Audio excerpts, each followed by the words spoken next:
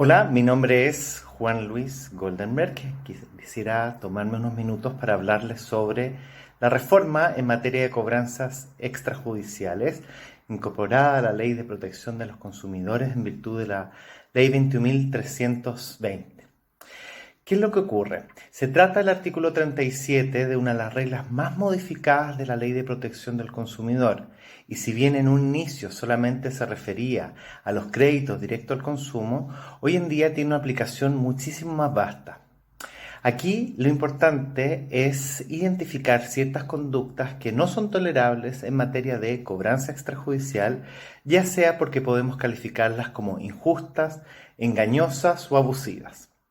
El problema que tenía la Ley de Protección del Consumidor antes de esta reforma es que no encuadraba correctamente ni completamente ciertas técnicas que podrían ser calificadas como acoso.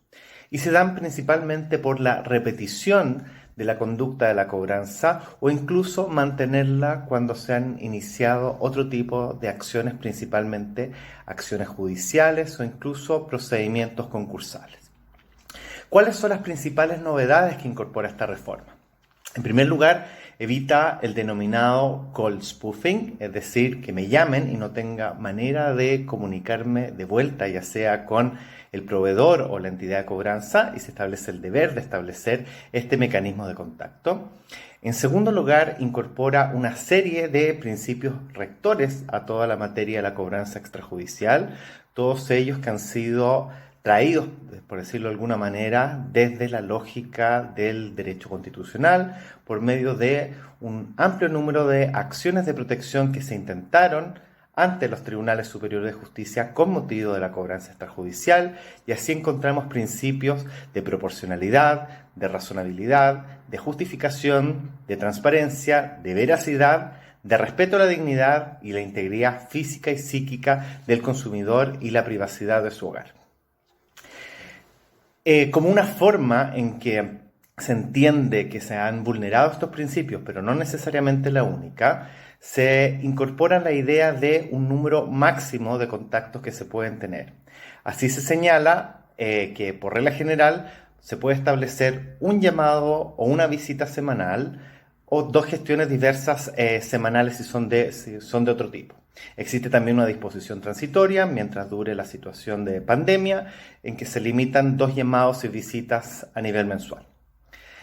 También se tratan otro tipo de prácticas que son consideradas injustas, lo que se refiere principalmente a la sustitución de las labores de un receptor judicial, y eso significa que a partir de la entrada en vigor de la ley, no solamente está prohibido el envío de escritos que aparenten ser escritos judiciales, sino que también cualquier envío propiamente tal de un escrito judicial, si no es por medio de un receptor judicial.